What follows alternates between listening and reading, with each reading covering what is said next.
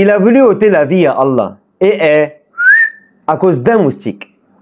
Namrud ibn Canaan, Nimrod fils de Canaan, est souvent identifié comme un roi babylonien tyrannique.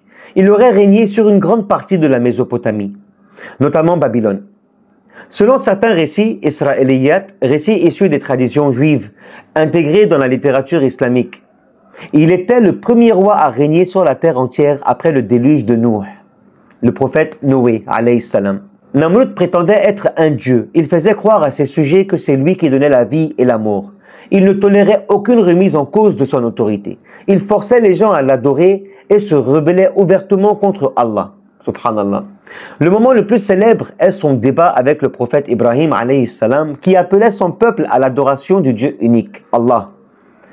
La sourate Al-Baqarah, chapitre 2, verset 258. N'as-tu pas vu celui qui argumenta avec Abraham au sujet de son Seigneur parce qu'Allah lui avait donné le pouvoir? Abraham dit, mon Seigneur est celui qui donne la vie et la mort. Il dit, moi aussi je donne la vie et la mort. Abraham dit, Allah fait venir le soleil de l'Orient.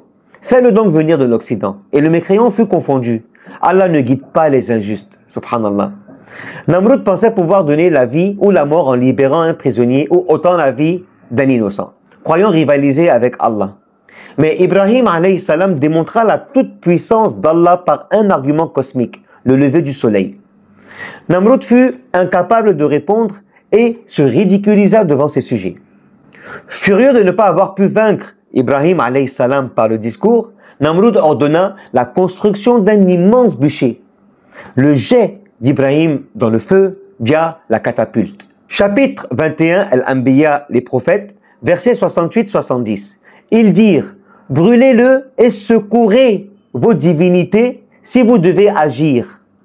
Nous dîmes, ô feu, sois pour Abraham alayhi salam fraîcheur et salut. Ils voulurent ruser contre lui, mais ce sont eux que nous rendîmes les plus grands perdants. Le feu devint froid et paisible, et Ibrahim alayhi salam sortit indemne par miracle d'Allah. Les détails de la mort de Nimrod ne sont pas dans le Coran, mais sont transmis dans les tafsirs exégèses comme ceux de Ibn Khatir. Allah envoya un moustique minuscule.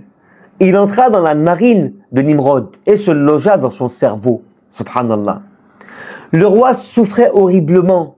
La seule chose qui le calmait était de se frapper la tête. Il continua à souffrir ainsi pendant des années, jusqu'à ce que le moustique par la permission d'Allah. Vous savez, l'orgueil est l'un des plus grands péchés. Il pousse l'homme à refuser la vérité. Un peu comme ce que vous faites en commentaire, vous savez de qui je parle. Allah donne le pouvoir à qui il veut, mais il peut le retirer en un instant, un seul instant il le retire.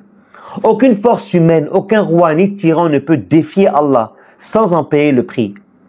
Question, penses-tu que l'orgueil est toujours puni, tôt ou tard?